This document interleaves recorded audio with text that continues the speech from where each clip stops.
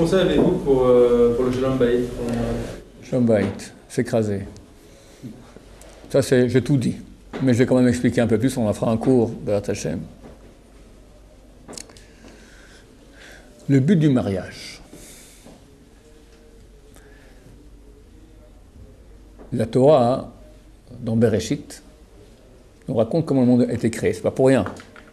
Des enseignements. On voit là-bas que l'homme, qui est quand même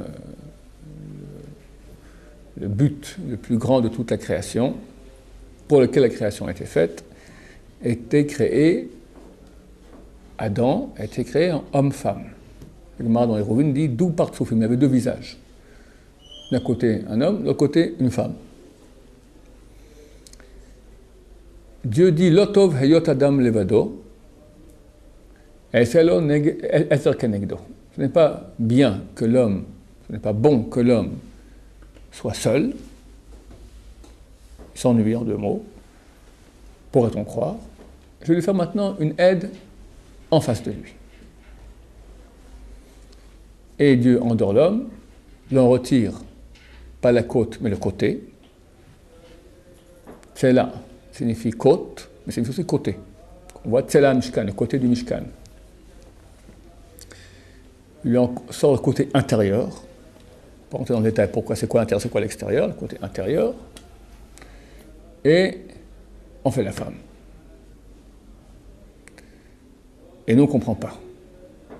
Tu me dis, c'était pas bon, c'était très, très, très, très bon. Quand l'homme et la femme étaient collés ensemble,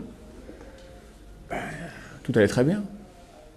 Shalom Bayit, génial. Tu n'as jamais vu ton œil gauche être fâché contre l'œil droit, ou ton bras gauche qui s'énerve contre le bras droit. On était un seul corps.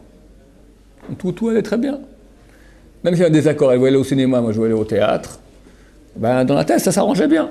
Comme aujourd'hui, tu peux voir peut-être des fois tu hésites, t'as les pieds ont mal, mais les mains moins, alors on s'arrange, c'est pas que ce qui se passe dans les couples actuellement, à Easter. Alors pourquoi Dieu dit que ce n'est pas bon? Au contraire, c'est très très bon. On était homme-femme, tout va très bien. Le Ramban pose la question, Nachmanide, il dit ne crois pas que Dieu a fait cela pour qu'on puisse se reproduire.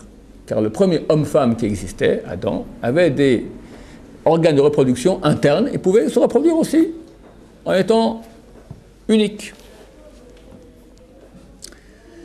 Alors il est clair que nous parlons maintenant des fondements du monde. Pourquoi? On voit que dans toute l'humanité aujourd'hui, dans toute l'humanité, dans toute la nature, la plupart des animaux, il y a certains qui peuvent se reproduire seuls. Mais on peut dire en gros aussi dans les mondes métaphysiques, tout est géré en masculin et féminin. Dans le temple, dans le Saint des Saints, il y avait les deux chérubins, et il est écrit dans la Gemara de Yoma que quand Béné Israël venait monter 3 fois par année, alors on ouvrait le rideau du Saint des Saints et on montrait l'amour qu'avait Dieu pour Am Israël, comment c'était exprimé. On voyait les chérubins mâle-femelle en situation d'intimité conjugale dans le Saint des Saints.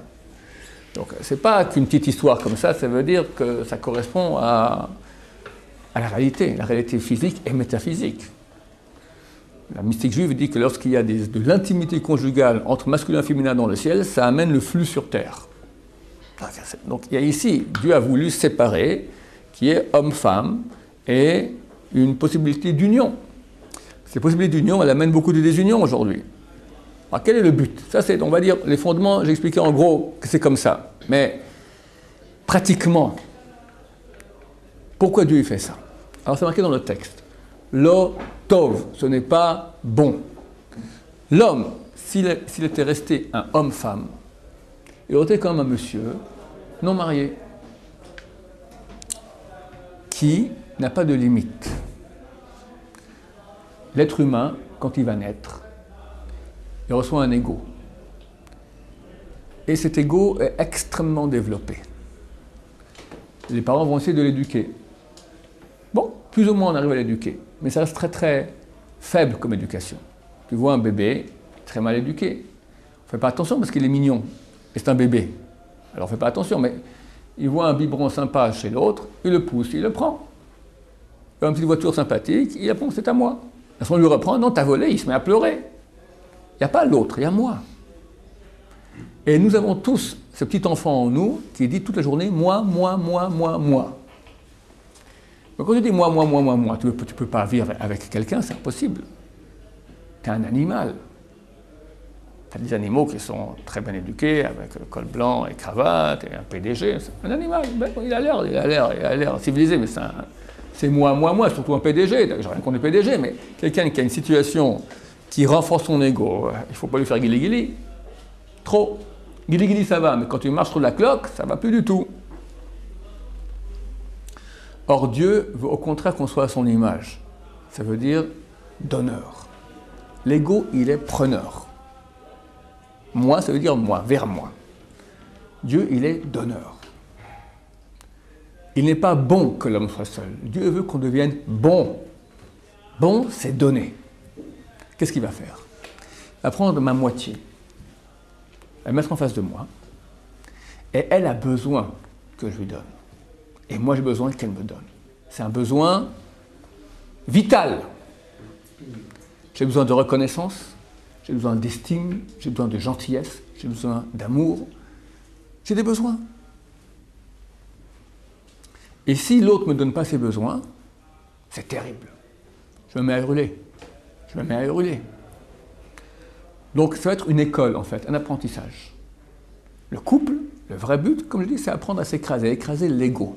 Ça veut dire que si je ne vais pas commencer à apprendre à être un donneur, à m'écraser, et à donner, et à être à l'écoute de l'autre, et ce dont il a besoin, et pérer dans ce sens, ça n'ira pas.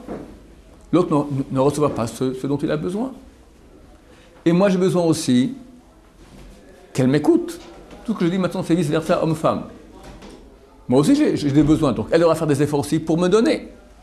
Le couple idéal tel que Dieu l'entend, c'est que chacun des conjoints va être affairé toute la journée à voir comment il peut plus donner à son conjoint.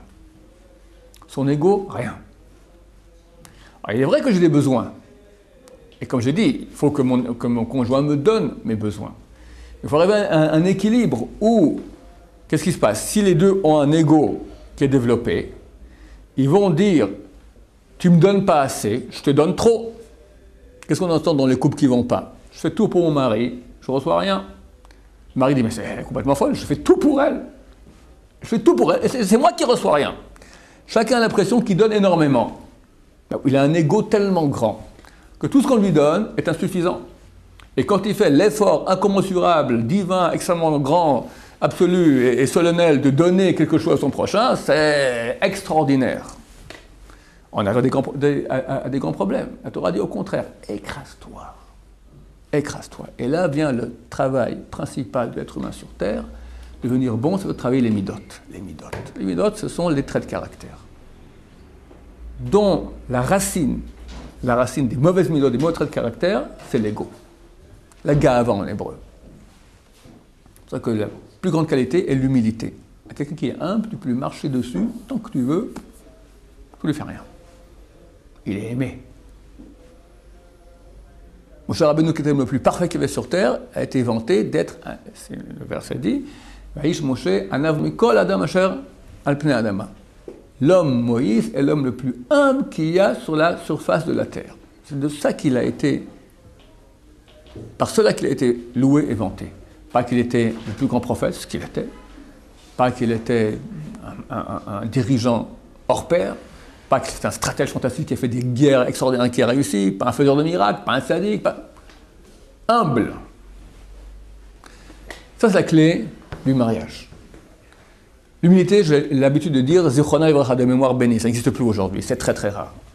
Mais le but du mariage, c'est d'arriver à travailler son orgueil, à baisser la tête et accepter qu'on a tort. Accepter d'aller dans le sens de l'autre, baisser le nez, baisser le front, baisser le caquet, d'accord? Et accepter.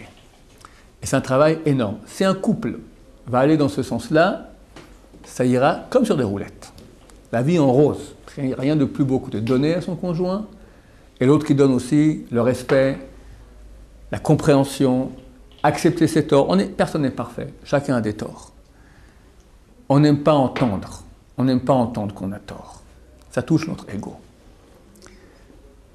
Et quand je suis à l'Yeshiva, ou au travail, aux études, j'ai presque jamais tort.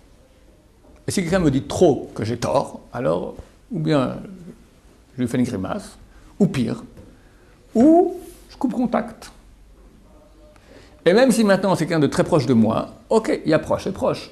Lui est plus proche de moi ou ma femme est plus proche de moi? Ma femme.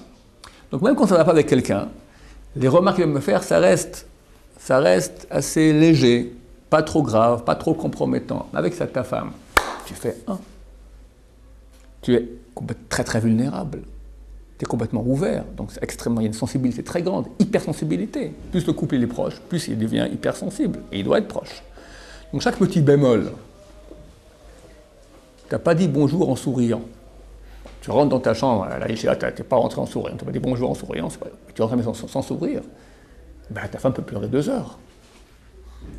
Et ça fait partie des conseils qu'on donne aux khatanim. Les premières minutes quand on est à la maison sont cruciales. Bon, je ne vais pas rentrer maintenant trop il y a aussi toutes sortes de choses à savoir sur le terrain, d'accord? Allez-y. On va en parler, maintenant je fais plutôt en théorie, d'accord? Quand on rentre à la maison, il y a une certaine période qui peut aller jusqu'à une demi-heure, 3/4 d'heure de se mettre en phase. Elle a eu sa journée, tu as eu ta journée, chacun vient avec toute la tension qu'il a eue. Et à ces moments-là, la non-communication intelligente, d'accord, elle peut faire des malheurs terribles. C'est très important de... Tu rentres à la maison, tu regardes si tout va bien, un truc ne va pas, tu t'ouvres la soirée avec une remarque.